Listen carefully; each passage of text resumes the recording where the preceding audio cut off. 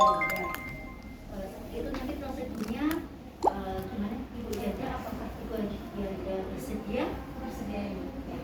Oke, terima kasih. Saya siapkan alat dulu sambil saya tutup dulu. Ibu bisa duduk di sini sebentar ya. Duduk bisa, misalnya mau dipersilakan. Kalau di lapangan itu kita melihat seperti ya, kalau memang ibunya tiduran juga bisa. Jadi untuk pemeriksaan fisik ini bisa dilakukan dengan duduk dan tiduran, kecuali pemeriksaan pada patella. Pada patella itu usahakan ibunya duduk. Ya, kalau yang lainnya bisa sambil duduk atau sambil tiduran. Ada beberapa yang kalau duduk, ya kalau tiduran itu sedikit menyulitkan kita, nanti kita minta agak miring-miring. Tapi kalau bisa duduk ya awal permulaan kita minta untuk duduk dulu. Kemudian sudah kita minta persetujuan, kemudian kita siapkan alat, kita cek alatnya, alat yang kita perlukan apa saja. Kemudian kita dikatakan yang sebisa mungkin alat ini mudah kita jangkau. Jadi semisal kita melakukan pemeriksaan di sini, jangan sampai alatmu di belakang cuci tangan, jadi harus ke belakang dulu atau di jauh sana.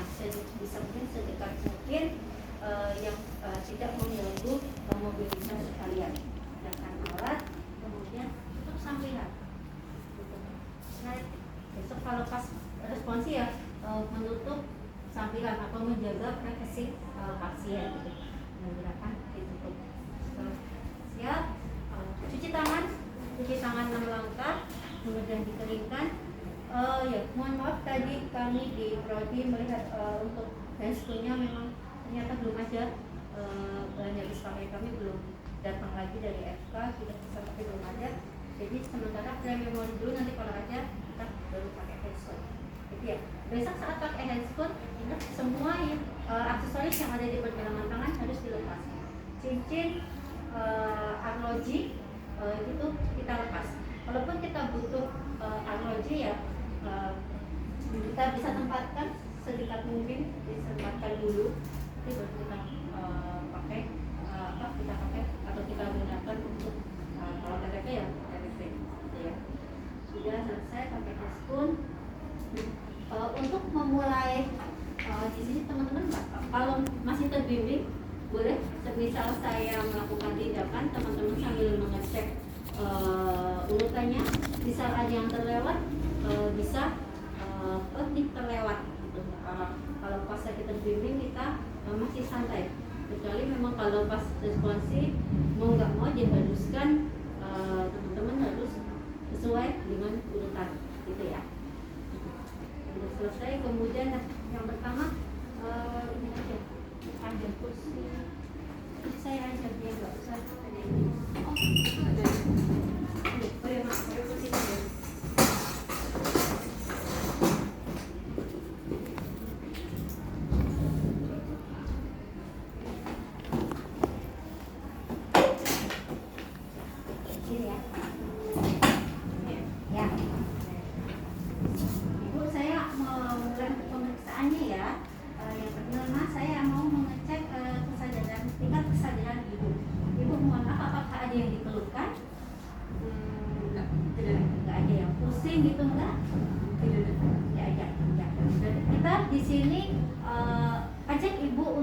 Bertanya jawab. Sambil kita analisis, sambil kita lihat, oh si ibu ini bisa nggak menjawab pertanyaan kita. Sambil kita lihat juga apakah si ibu ini sadar penuh atau sambil teriak atau setengah acuh tak acuh atau setengah mengantuk. Kita mengantuk ya sebenarnya ya. Kalau ibunya kita bisa menjawab, oh berarti ibunya kompos mentis. Bisa pas saya tanya, ingat kalau delirium apa? Teriak-teriak. Tidak saja. Halusinasi. Nah, iya. Kalau saya tanya, misal ibu tadi udah makan belum? Saya jawabnya yang lain. Saya jawabnya tadi saya tidur ibu. Ini atau apa? Sambil ngawang-ngawang kan kelihatan jangan berhalusinasi. Nah itu berarti ibunya ini delirium. Nah, kurang lebih seperti itu. Jadi untuk mengecek kesadaran ya sambil kita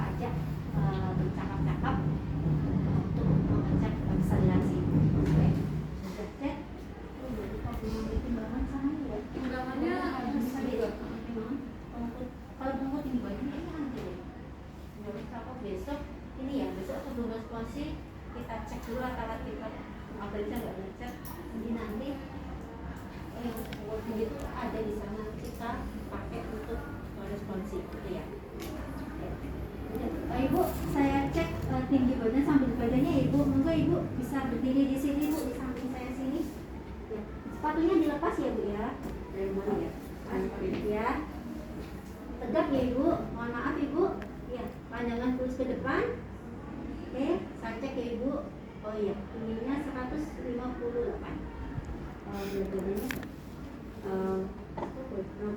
Berat badannya oh iya, sudah Ibu untuk cek tinggi badan dan berat badan. Terima kasih. Kemudian selanjutnya saya akan merampungkan pengukuran tanda-tanda vital, terdiri dari tensimeter, suhu, mengukur tekanan darah, ya.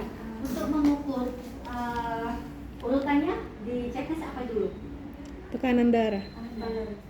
Dan tekanan darah kan? Iya. Ya, tekanan darah dulu. Jadi nanti aja ya untuk tensimeter ya, untuk TTV ya. TTV kita mulai dulu. Lalu setelah TTV kita melakukan pemeriksaan head to toe. Jadi ujung kepala sampai ujung kaki. Ibu mohon maaf ya, saya periksa Ibu. Mungkin saya akan melakukan beberapa tindakan memegang atau melihat.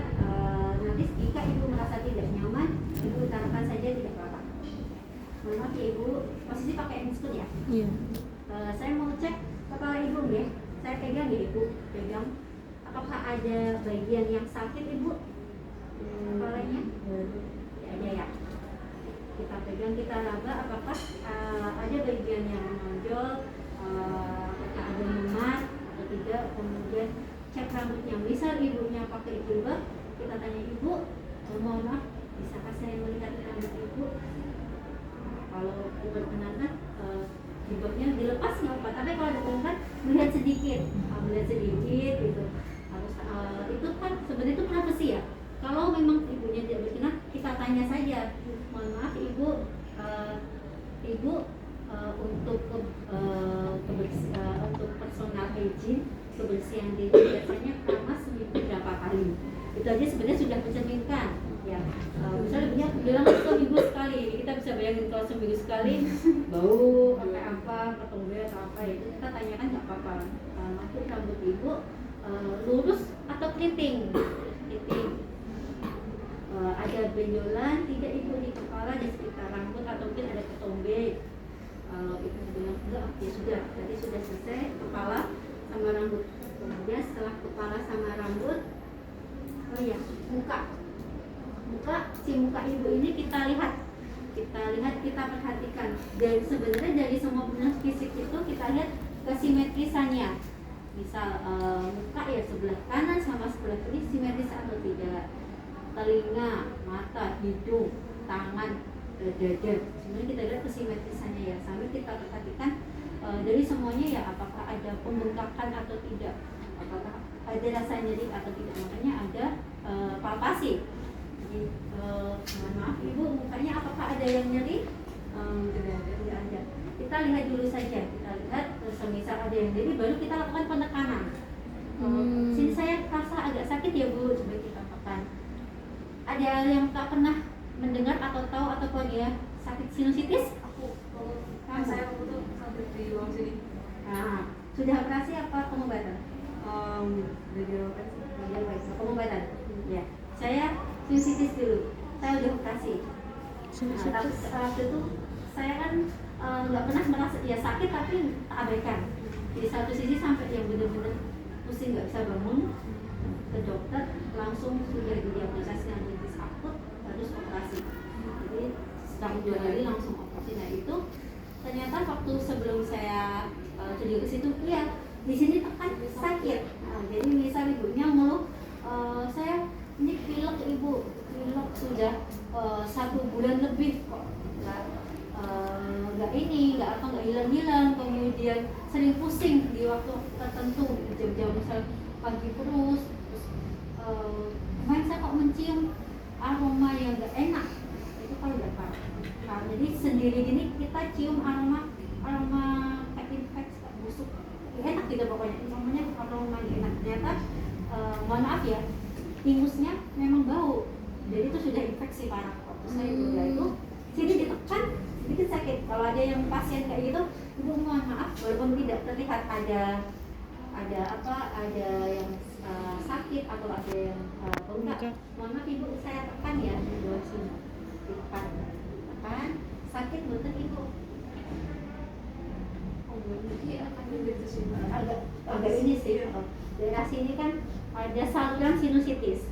Jadi sinusitis kan banyak ya, ada di saluran polip itu, ada di saluran sinus, ada yang di bawah sini banyak. Jadi kebetulan polipnya di saluran sinusitis. Jadi kalau ditekan dia akan nyeri. Nah itu salah satu contohnya seperti itu. Jadi lakukan penekanan, bisa ibu mengalami gejala. Bisa nggak sakit? Beda. Oh ya sudah bu, ya. Sudah selesai muka. Kemudian setelah muka kita mengarah ke mata. Ibu izin tanya. Tadi Ya. yang kepala sama itu lesi itu Lesi itu lecet. Lecet. Jadi apakah ada lecet nggak? Kadang kalau misal tobe digaruk, lecet kan? Nah, lecet ada gatal misal digaruk kan lecet. Nah, lesi itu lecet. Jadi apakah ada yang lecet atau tidak? Tuh. Selanjutnya mata. Nah, mata ini ada beberapa kita lihat pengecekannya. Misal pakai kacamata ya, kacamata kita tanya, ibu apakah ada minus atau plus? Ada minus ya. Terakhir periksa kapan ibu? Baru-baru ini. Ya, sudah. Jadi kalau misal ibunya lebih dari 6 bulan, periksa lagi. Jadi cek biasanya di tempat sana ada tempat ngecek gitu. Tapi kalau baru-baru kurang dari 6 bulan ya sudah tidak usah kita cek, karena otomatis kan dia sudah mendapatkan ini terbaru ya, apakah minus nambah atau berkurang kan sudah kita tanya saja. Kemudian ibu mohon maaf bisa dilepas kacamatanya sebentar ya. Di bagian mata kita cek sklera, pupil sama konjungtiva ya. Untuk konjungtiva mana? Bawah. Nah, kita lihat apakah pucat atau tidak. Kalau pucat menandakan dia anemia. Kalau merah seger, insya Allah aman, gitu ya. Pucat enggak. Kemudian kita cek pupilnya. Sebenarnya untuk mengecek pupil itu kita pakai senter. Saat kita senternya didekatkan, pupilnya harusnya mengecil atau membesar? Mengecil. Membesar. bagus.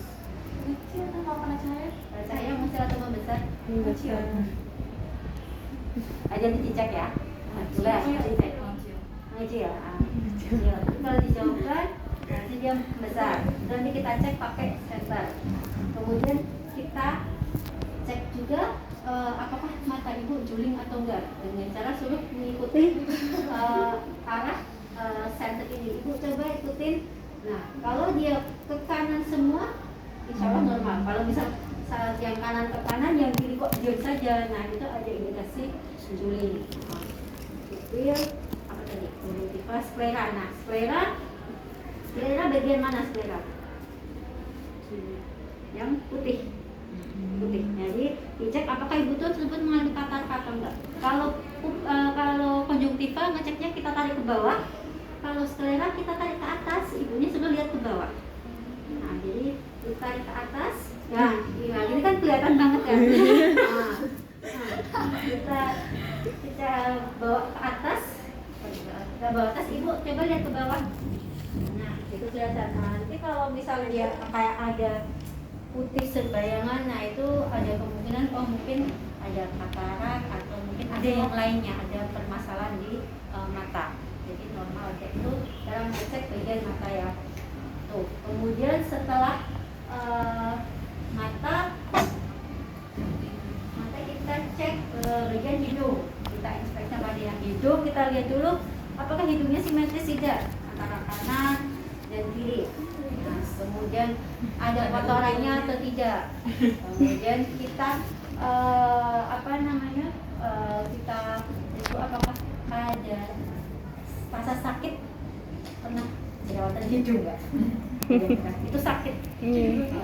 Pernah ada yang salah jerawatan itu sakit, nah itu kita cek. Kemudian pada hidung masih juga mengarah ke sinusitis saja ya. Bisa dia ada sinus, otomatis dia beberapa dipegang di raba ini dia akan sakit. Kalau ada permasalahan di itu dia akan merasa sakit. Kemudian kita cek apakah ada mimisan atau tidak. Setelah itu kita ke telinga. Nah, telinga kita cek kanan dan kiri apakah simetris atau tidak. Dengan dilihat, kemudian setelah itu kita raba di daun telinganya. Diraba gini, dari atas boleh, dari bawah boleh. Maaf ya Ibu, saya lakukan tekanan, nanti jika sakit Ibu bisa bilang. Lakukan tekanan gini. Nanti kita tanya Ibu apa sakit tidak Bu? Tidak, sudah. Kita lihat apakah di sekitar lubang telinga ini ada kotoran atau tidak. Kemudian dia ada sakit telinga atau sekret. Sekret itu apa? Sekret, ada sekret atau berwarna apa? Kekuningan atau apa. Biasanya kalau saya dulu anak saya waktu masih kecil saya mandiin, mungkin banyak air yang masuk, akhirnya sedikit infeksi, keluar sekret warna putih kekuningan. Nah kayak gitu. Mungkin ada sekret apa aja, kita cek bila perlu. Kita cek dengan apa namanya center. Nah, kemudian kita tes pendengaran si ibu. Sebenarnya ada alatnya kayak bentuk begitu, tapi di lab belum tersedia. Jadi bisa kita cek dengan cara sebenarnya kalau untuk pendengaran bisa kita ajak ngobrol biasa.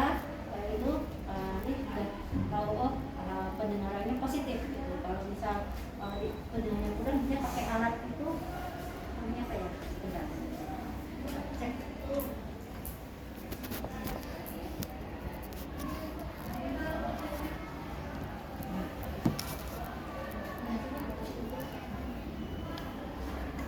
Oh iya. Tidak terkunci. Garpu talak.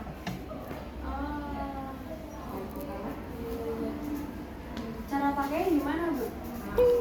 Iya. Garpu talak. Caranya gini, misal ini garpu tala ya. Garpu tala ini misal ada dua, kalian ibu di sini saja, diberikan ting gitu di samping, kita bunyikan tek itu, terus kita taruh di samping telinga ibu. Ada dengar ada suara enggak? Bunyi di atas sama di kanan. Itu kalau pendengaran normal dia akan mendengar suara kayak ya gitu. Jadi itu udah total untuk mengetes pendengaran si ibu. Tapi juga bisa kita lakukan pengetesan, ya kita ajak ngobrol apakah ibu mendengar atau tidak. Ya. Untuk telinga. Kemudian setelah itu kita periksa mulut. Mulut ini dari bibir kita cek ya, bibir, gigi, gusi, lidah, dan kerongkongan. Yang pertama bibir. Kita lihat bibirnya apakah bibir si ibu ini pecah-pecah, kering atau lembab. Karena bisa menandakan kalau misalnya pecah-pecah, kering, dia kurang minum, bisa dehidrasi, bisa. Jadi apa namanya, lingkungan itu kan juga kadang berpengaruh. Kita lihat apakah ada stomatitis atau tidak. Stomatitis itu sariawan. Kita lihat sariawan, apakah ada sariawan atau tidak di bagian bibir. Gusi juga gusi. Stomatitis bisa di mana-mana ya. Ada yang di bibir, gusi, lidah, atas, bawah lidah, ada di belakang juga ada. Itu stomatitis kita cek semuanya. Kemudian gigi, apakah ada karies atau gigis, ada karahnya atau tidak, kemudian ada sisa makanan apa tidak, itu kita lakukan pengecekan. Kemudian kita lakukan pengecekan kerongkongan, tapi nggak usah benar-benar kita ini ya, karena steril ya. Jadi gini aja, ibu mohon maaf bisa lidahnya sedikit dikeluarkan ibu, saya mau cek kerongkongan ibu. Gini aja, kita tanya gini aja, asalkan yang penting teman-teman tahu cara penggunaannya. Jadi kalau ini tergantung lidah, kalau lidahnya ibu adiknya adik-adik nggak mungkin kita pasang yang ini kan. Jadi sesuaikan dengan sekiranya lidahnya si ibu. Bisa kita lakukan ditekan untuk melihat bagian kerongkongan, bagian tonsil. Tahu tonsil ya?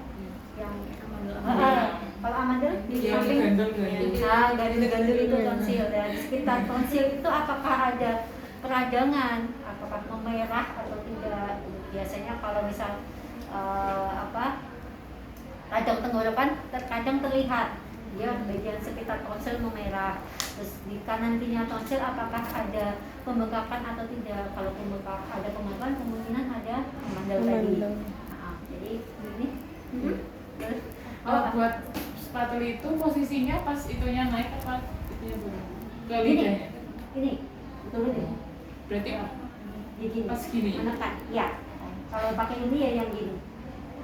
Jadi lidahnya biar ke bawah. Berkelihatan. Jadi di samping Berarti pas lidah. turun ya. Iya, lidahnya kita turunkan untuk biar kita memudahkan kita melihat bagian kerongkongan. Makasih Bu. Oke. Kalau ada pertanyaan langsung aja ya daripada nanti lupa pas kayak gini nggak apa-apa. Oh Ya, iya. Kemudian selanjutnya kita cek bagian Cek. setelah leher. Setelah mulut kita cek bagian Leher. Ya, bagian leher. Nah ini tambahan mungkin bisa ditambahkan di checklist kita hanya mengecek ini ya kelenjar tiroid ya. Tiroid. Tambahkan mengecek kelenjar parotis. Jadi kelenjar tiroid ini teman-teman tahu gondongan nggak? Ya, gondongan itu yang membesar adalah kelenjar tiroid. Kemudian teman-teman pernah atau ini nggak bisa panas atau nyeri tiba-tiba daerah sekitar leher itu ada yang bengkak. Nah itu dia yang membengkak adalah ini kelenjar parotis. Kelenjar parotis itu ada di sekitar leher sini sama di di ketiak juga ada. Kelenjar tiroid pun di ketiak juga ada. Jadi memang situ tempat kelenjar. Jadi maksudnya gini, Ibu mohon maaf di bagian lehernya ada yang sakit nggak? Tidak ada. Usah mencet. Saya lakukan pengecekan ya Bu. Nah, kita bisa di belakang hidungnya kita cek kelenjar tiroid si Ibu. Sini. Ya, ke bawah sini Bu. Kita lakukan pengecekan. Apakah ada pembengkakan? Bu maaf sakit nggak Bu? Enggak. Sakit nggak? Enggak ya. Ya. Ibu coba menelan. Kalau misal ada kelenjar pembengkakan pembesaran kelenjar tiroid tapi tidak nampak dari Ibu tidak merasakan, biasanya saat menelan saat kita pencet Ibu akan merasa sedikit nyeri dan kita juga akan merasakan seperti ada benjolan. Jadi itu untuk mengecek misal kadang-kadang ya pembesaran kelenjar tiroid nggak langsung besar, yang kecil dulu yang mungkin si pasien ini belum begitu merasakan. Itu kita bisa lakukan dengan cara minta ibunya untuk menelan, gitu ya. Kemudian yang ini tiroid parotis yang agak atas.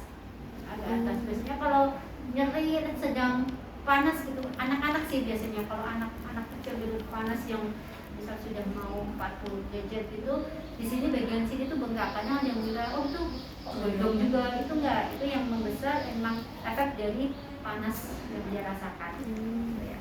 Tuh, kita mengenai. Kemudian setelah memeriksa bagian leher, kalau di checklist itu kan payudara dan aksila. Aksila tahu? Ketiak. Sini. Ya. Sebelum mengecek dada dan aksila, payudara, ada kita mengecek dada dulu. Ya, kita cek dada si ibu. Jadi bisa mungkin ditambahkan ya sambil besok insya Allah nanti akan saya perbaiki teknisnya. Ada yang lupa ya dada. Di dada ini kita mengecek pernapasan si pasien.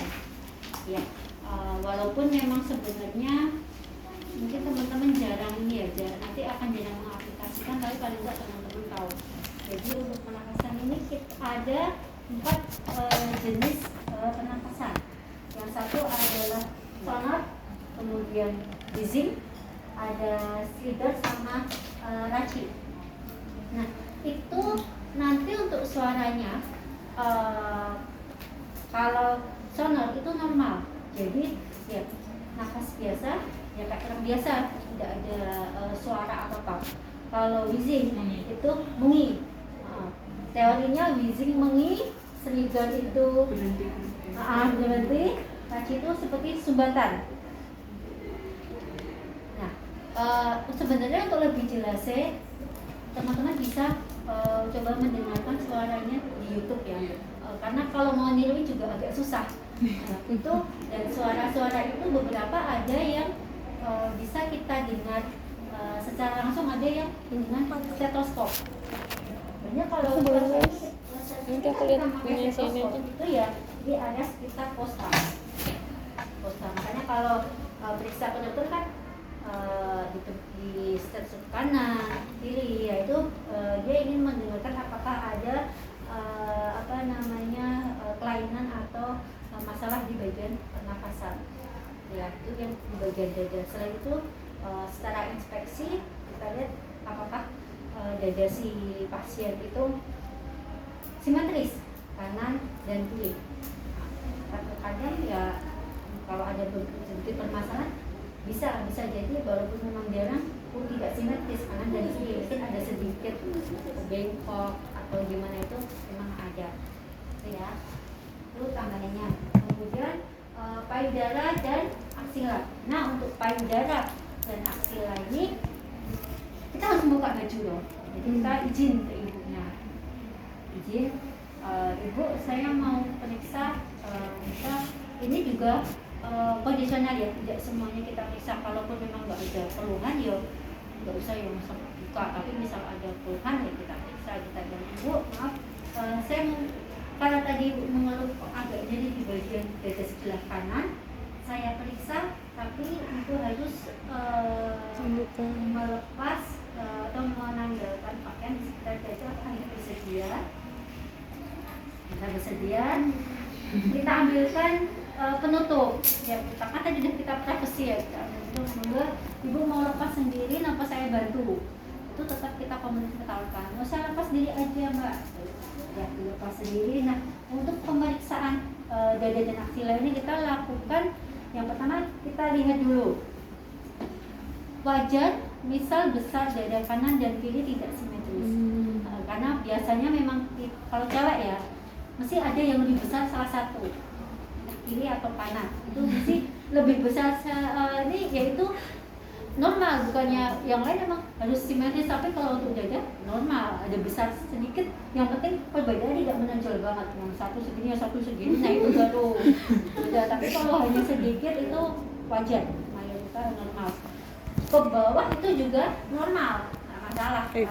Kecuali orang kalau yang mau nyobain apa mesti ada implan dan sebagainya ya. Tapi kalau sedikit ke bawah nggak apa-apa. Lihat apakah ya kita bilangnya simetris lah. Kalau cuma beda sedikit nggak apa-apa, simetris tidak. Kemudian dada ini ada area dada, ada areola namanya, ada puting. Kita lihat kebersihannya. Terkadang kalau orang yang nggak bersihkan bagian areola itu kayak ada mengkerak hitam, itu ada tuh. Tapi kalau misalnya itu terjadi di ibu hamil itu wajar. Tapi kalau dia tidak hamil itu udah kotor. Nah, tuh. Kemudian putingnya kita lihat apakah di bagian puting itu ada lesi atau lecet atau tidak. Kemudian ada kemerahan atau bengkak apa tidak, itu dilihat dulu. Ya, setelah dilihat, oke. Bu, saya lakukan penekanan ya Bu ya. Penekanan kita lakukan dari bagian yang terjauh, jadi dari aksila dulu. Dari aksila sebelah sini. Jadi kita lakukan menekannya dari belakang si ibu. Ibu mohon maaf ya, saya dari belakang sini. Kita lakukan penekanan di sini dulu. Aksila kita lakukan penekanan dengan 3 jari. Nah, dengan 3 jari ya, lakukan penekanan di sini. Kita lakukan muter. Bu, maaf ya, saya lakukan penekanan muter dari yang bagian terjauh sampai nanti di bagian puting. Kita lakukan penekanan dengan 3 jari kanan kiri bersamaan, nggak apa-apa. Gitu kan, ibu ada yang sakit nggak? Gitu. Yang sakit sampai ini mendekati puting. Nah itu kita lakukan pemeriksaan seperti lagi saat kita melakukan pemeriksaan fisik ada apa pemeriksaan payudara pada ibu hamil nanti berbeda lagi. Tuh, kurang lebih untuk pemeriksaan dada sebentar lagi kita tanyakan apakah nyeri buatan Bu, saya lakukan penekanan. Oh iya Mbak ini nyeri gitu. Oh iya Ibu ini mohon maaf ini ada benjolannya tapi agak ini ya Bu ya nggak menetap ya berpindah kan banyak ya benjolan itu yang menetap tidak sakit ada yang berpindah pegang sedikit berpindah jangan sakit dan itu bisa kita lakukan pemakaian lebih lanjut atau kita rujuk ke SPG. Kemudian setelah dada kita lakukan pemisahan pada bagian perut atau bahasa medisnya apa Bu? Abdomen. Teman pemisahan pada abdomen kita lihat dulu abdomennya si ibu apakah terlihat ada bengkak atau ada yang menonjol bagian yang menonjol atau ada lesi atau tidak dilihat kita lakukan injeksi atau penekanan. Jadi di bagian perut ini penekanan nanti ada dua macam penekanan atau palpasi ringan dan palpasi dalam. Nah, jadi palpasi ringan itu si perut ibu ini kita bagi menjadi 4 bagian atau 4 kuadran. Ini bisa kita sebut kanan atas, kanan bawah, kiri atas, kiri bawah. Lakukan penekanan aja yang lembut. Ibu usahakan penekanan ya, sakit nggak Bu? Lembut aja.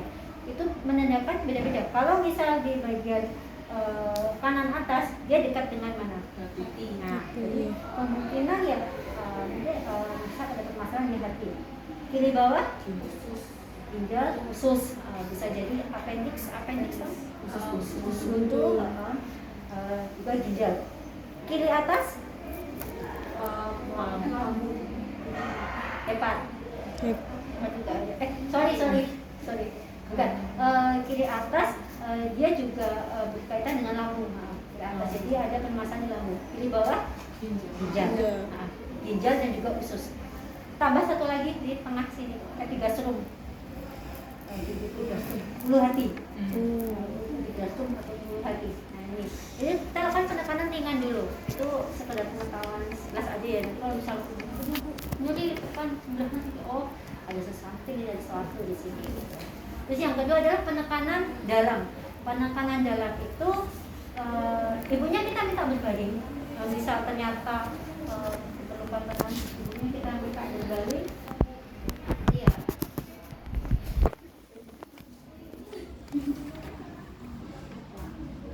Ini aja ya. Misal ibunya kita minta berbaring.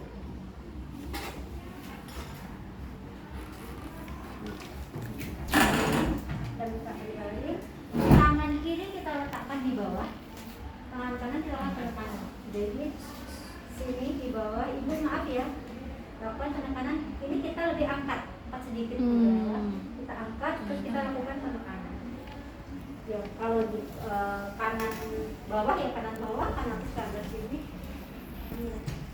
Yang kiri mengangkat sedikit, terus yang kanan tangan kanan menekan. Sama di kuadran yang kita lakukan penekanan secara lembut tadi untuk mengecek apakah ada nyeri tekan atau tidak. Misal kita curigai. Jadi penekanan itu ada dua ya, penekanan ringan dan penekanan yang dalam. Ya. Tuh. Kemudian setelah bagian perut, kemudian ke bagian genitalia. Kemudian setelah itu ke genitalia. Kenapa genitalia dulu? Di sini sebenarnya ada beberapa karena nanti kita akan melakukan cek refleks patella pada kaki itu kita lakukan dengan duduk. Dan nanti misal kita selesaikan habis perut kita selesaikan ekstremitas atas, ekstremitas bawah punggung baru selesai semua itu baru genitalia. Misal refleksnya di atas dia udah duduk, udah mau selesai kita minta tidur lagi sedikit tinggal dulu. Tetapi memang kalau kita melakukan genitalia dulu konsekuensinya kita bisa melakukan tekanan di genitalia kita harus mengganti teaspoon. Nah, jadi kalau misal jadi jadi lebih ke itu aja, ke kita yang mengambil resiko untuk mengganti handscoon daripada meminta pasien udah yang pertama duduk, kita minta untuk tidur, duduk lagi pakai patel aja, minta tidur lagi. Jadi kan pasiennya kasihan bolak-balik. Jadi kita selesaikan dulu, baru nanti yang terakhir dia duduk. Ya. Kemudian kita cek extract bagian genitalia, ventilasi ibu atau sebenarnya kalau kita lebih banyak si ibu ya. Kita jadi memang kalau di sini barukan ibu saja ya, kalau bapak-bapak jarang ya. Jarang. Ibu genitalia ini juga sama, kurang lebih sama privacy. Jadi ya izin, karena kenyataannya memang tidak semua mengizinkan. Kayak kemarin kakak ingat kalian cek pemeriksaan fisik pada ibu hamil itu sebenarnya harus kita cek, tapi karena ya pasiennya tidak mau, tidak bersedia, kita tidak bisa memaksa. Jadi kalau memang pasien nggak bersedia ya kita tanya, ada yang sakit buatan ibu, gitu, ada benjolan buatan ada ini. Kalau ibunya ternyata bilang oh iya belum sakit, ya kita nggak bisa, kita harus minta ngecek bu, karena tadi ibu bilang ada yang sakit, ada yang sedikit menonjol, saya harus cek. Jadi sedikit pemaksaan tapi ada alasan yang kuat biar ibunya mau. Tapi kalau nggak mau ya kita tanya saja. Jadi bagian genitalia kita lihat dulu, misalnya sudah membuka pakaian, kita lihat adakah kemerahan atau adakah lecet, adakah apa namanya cairan yang keluar dari genitalia. Cairan banyak ya, ada putihan, ada darah, gitu. Dan itu sama kebersihannya. Keputihan, ada keputihan yang menempel di bagian sekitar labia, ada yang memang keputihannya itu keputihan yang berbentuk lendir. Nah itu kita lihat, itu juga berhubungan dengan apa namanya personal hygiene-nya si ibu.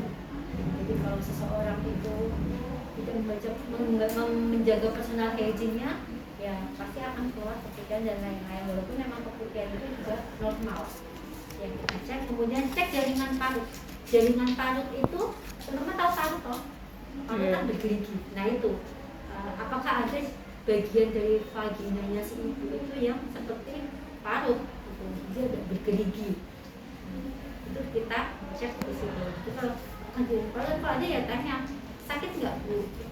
Itu biasanya tebel ya, terus kayak parut itu bergerigi. Itu kita cek di situ. Itu ya, itu genitalia. Kemudian setelah genitalia kita cek ekstremitas tangan dan kaki. Ekstremitas apakah dia simetris kanan dan kiri. Kemudian kita lihat apakah ada bengkak, sakit atau yang lainnya atau tidak.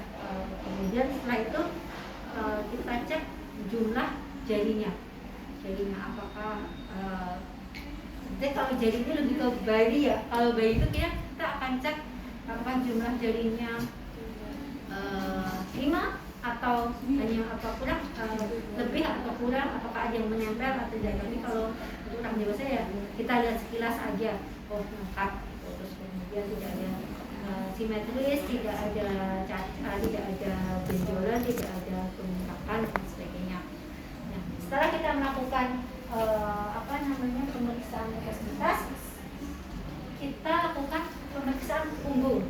Di sini adalah punggung dengan CVAT. CVAT ini untuk mendeteksi apakah seseorang itu mengalami ISK atau tidak, penyakit infeksi saluran kemih.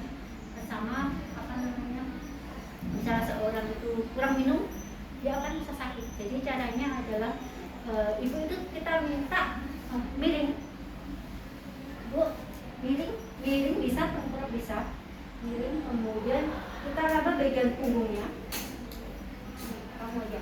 Jadi bisa kita bahkan tidak miringnya, kita raba bagian punggungnya, kita akan tutupan, tuk ini. Jadi kita akan tutupan. Sakit nggak? Ada. Saat ibunya merasa sakit, Belum. Saya belum. Belum.